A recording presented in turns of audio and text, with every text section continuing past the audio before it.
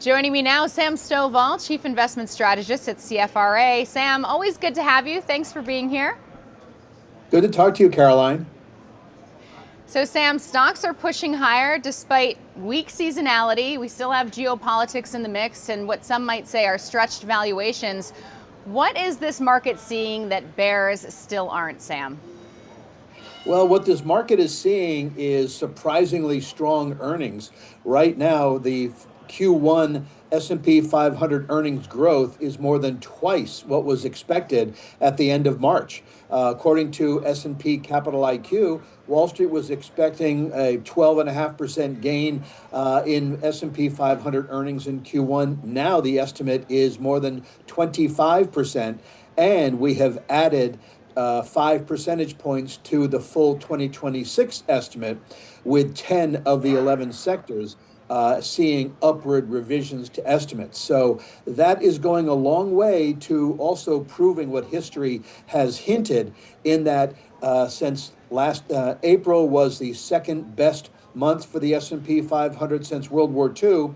History says that of the top 25 Aprils, we then had an additional 2% rise in May, with the market rising nearly 90% of the time. Okay, I want to get into that in just a second, talk about seasonality, but let's stick with earnings. Is corporate America actually stronger than expected, or do you think the bar is too high now? Well, I think it could be too high if we continue to have concerns regarding oil prices, but it seems as if Wall Street is just chomping at the bit to buy back into the market and to act on any hint of good news as it relates to the Strait of Hormuz, lower oil prices, etc. And expectations for employment remain fairly strong, and inflation remain fairly contained, particularly in the core area. So I would tend to say that, right now earnings estimates are certainly optimistic, but right now they have been justified. Now, going into the seasonality piece, we're heading into what would typically be historically a weaker stretch for stocks. You had mentioned that there could be some chop. How should investors, or how much should investors actually care about that right now? Well, I like to tell people about things that they might worry about, in a sense, to help talk them off the ledge, to stop their emotions from becoming their portfolio's worst enemy. Since World War II, during midterm election years, the sell in May period posted an average decline. And if you go back to 1990, when you were looking also at sector level data, the market was down nearly 2%, falling in price more than 55% of the time, with both sizes, styles, and 10 of 11 sectors in negative territory. So, yeah, historically, the May through October period, and let's face it, it's a 6-month stretch, with most of the weakness occurring in the August and September timeframe. But I like to then remind investors that from October 31 of midterm election years through October 31 of the year after, the S&P never declined, and it gained an average of 16% in price, 20% on a total return basis. So if investors are nervous right here with the market at all-time highs, is this about trimming risk, or is it just about rotating into other areas of the market? Well, right now, if you're going to be rotating, you're going to be rotating into strength, because taking a look at where the strength is right now, it's still in communication services, industrials, and technology, and certainly not in the defensive areas of healthcare, consumer staples, etc. If you did think, however, that the market was likely to perform a 180 turnaround, then history does say you want to embrace healthcare and staples, because those two combined posted an average increase of about 5% during midterm election years and outperformed the market 9 out of 9 times. If sell in May plays out, I want to own healthcare and staples, but then when that seasonal weakness passes, where do I rotate next?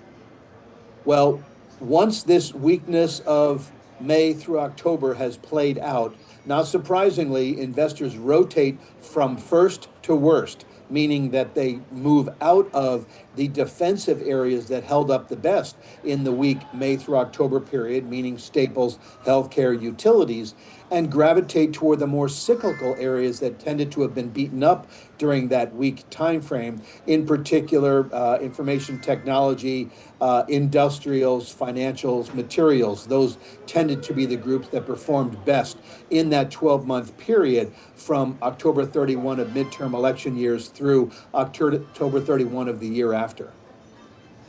Sam, I'm curious though, because you yourself have said use history as a guide, but it's not gospel. I've taken that from you.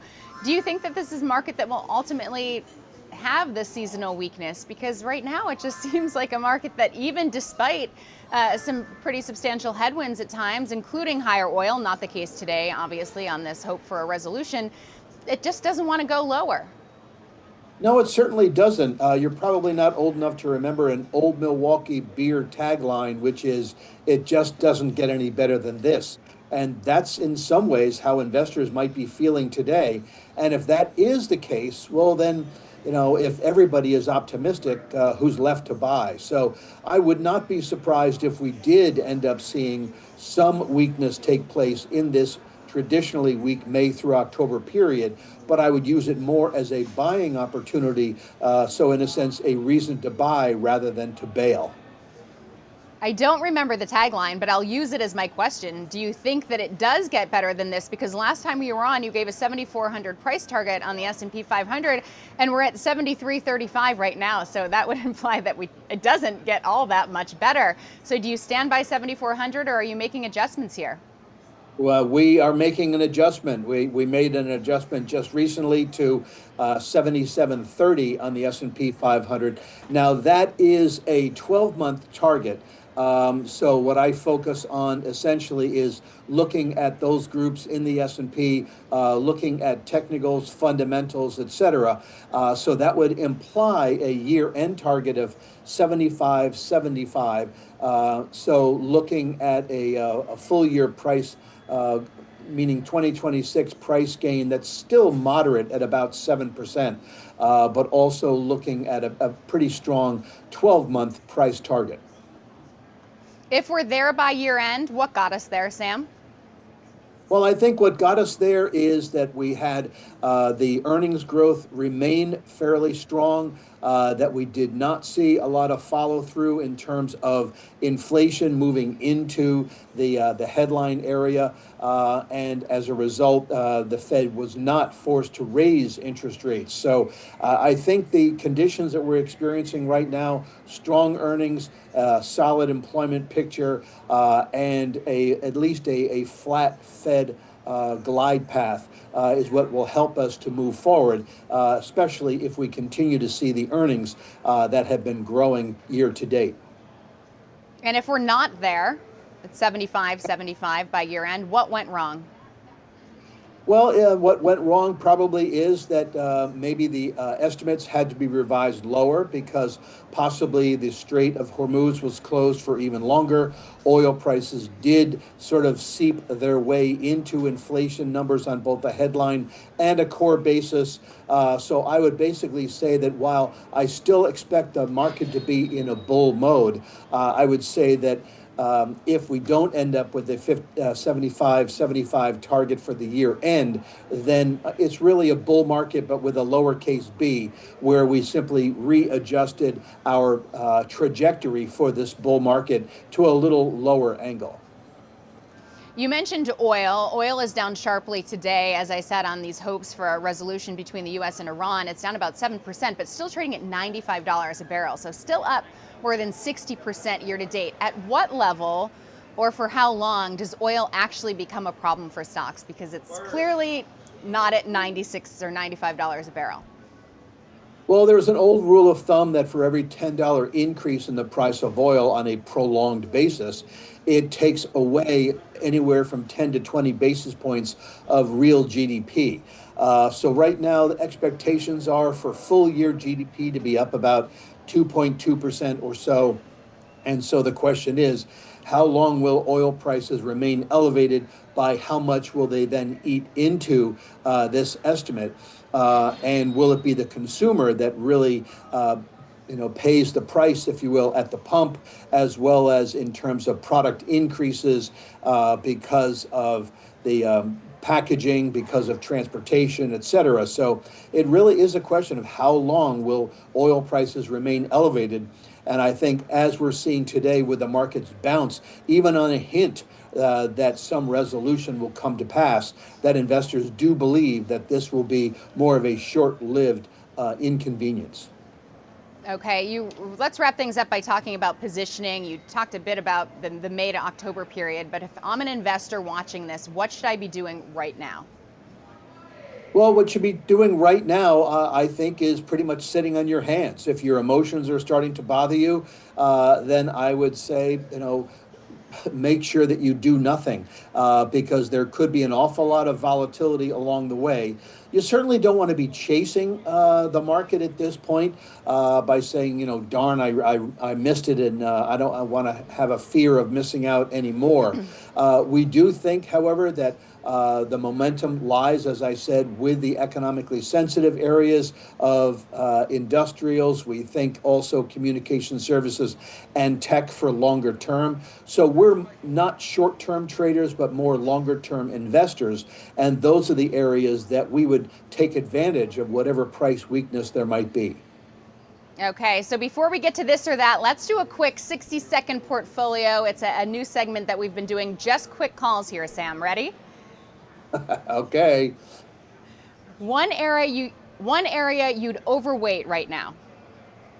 Overweight right now would be technology because of the strong earnings growth and, believe it or not, valuations that are currently trading at a discount to its 5-year average forward PE. One area you'd avoid. I would continue to avoid healthcare, even though it is an area that traditionally has done fairly well in the May through October period of midterm election years. The momentum is just not there at this point, and I would hate to attempt to catch a falling knife. Best risk reward trade today. Best risk reward trade today. Well, I would have to go back again to the technology area because, as I had mentioned, technology is doing very well in terms of a price basis. It's trading at a 10% discount to its average 5-year PE ratio and is flat with its 10-year average forward PE ratio. And with earnings growth expectations remaining fairly strong, expected to be up by more than 45% this year, 25% next year, I would stick with tech. Biggest risk to this rally, just quickly. Biggest risk to this rally is that we do not get an agreement on oil and that we do have the fighting, the bombing start up again, and that pushes out the impact from higher oil prices. And one mistake investors make at all-time highs. Thinking that it just won't get any better than this.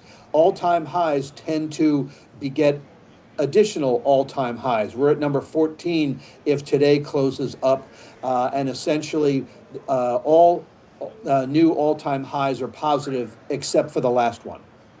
All right, let's transition right into our rapid-fire game of this or that. You've played with us before. Are you ready, Sam? Okay. Here we go. May setup, more room to run or due for a pullback? More room to run. The market typically gains an average of 2% in the May after a very strong April. So sell in May, smart strategy or avoid it? A strategy to be aware of, but use it as a reason to buy, not bail. Healthy rally or market getting ahead of itself? A healthy rally that might be getting a little bit stretched if we continue to see very strong gains in the near term. But we can experience corrections in both time and price. So maybe we end up moving sideways for a while, allowing earnings to catch up. Buy any dip or wait for a deep pullback? Depends on the individual stock that you're looking at. I would tend to say that looking more toward modest declines would be helpful. Don't wait for the big one to take place because you'll probably end up being scared away anyway. Stay diversified or lean into your highest convictions? Well, you're asking that question of somebody who wears both a belt and suspenders, so I would say stick to your long-term diversified approach. Defensive positioning or stay aggressive? Depends on the investor, their tolerance, their long-term horizon, et cetera. I again would say that focus on where the growth is, and right now it's in the aggressive side of the equation. US or international? I would stick with the U.S. Because certainly there's greater economic growth here in the U.S. And the question really is whether the dollar will remain strong. And if that is the case, then you'll get a better bang for your buck here at home. Value or growth from here? Growth, I would say, simply because value, which is where you would find consumer staples, healthcare, et cetera, is not doing as well right now, and the momentum points to the growth area. Large caps or small caps? Small caps have been doing very well, up 17% so far this year versus a sub 10% gain for the S&P 500. Plus, if you look to valuations with small caps, they are still trading, believe it or not, at a 28% discount to the average 5-year relative PE ratio. Consumer staples or healthcare? Well, the old saying is when the going gets tough, the tough go eating, smoking, and drinking. And then you have to go to the doctor to pay for it. I would tend to say that the area that is more attractive right now would be healthcare. It is trading at a 15% discount to its 5-year average relative PE, whereas consumer staples is essentially flat. Bigger market driver, oil prices or Fed policy? I think that the Fed policy is probably more prescient right now in terms of what investor expectations are. If we continue with elevated oil prices for a bit, that would be less of a concern than if the Fed hinted that they would actually start raising rates. And just to recap, S&P 500 price target by year end? Year-end target of 75 for the S&P 500. And 12-month S&P 500 price target? 77.30 is our 12-month target. And finally, just one word to describe how you're feeling about the market. One word, optimistic. Sam Stovall, Chief Investment Strategist, CFRA. Always a pleasure and always appreciate your old adages. Thanks so much, Sam. Thanks for having me. Good to talk to you again, Caroline. If you enjoyed this Street Talk, don't miss our full interview with Dan Niles. He breaks down the tech winners that will be higher by year end.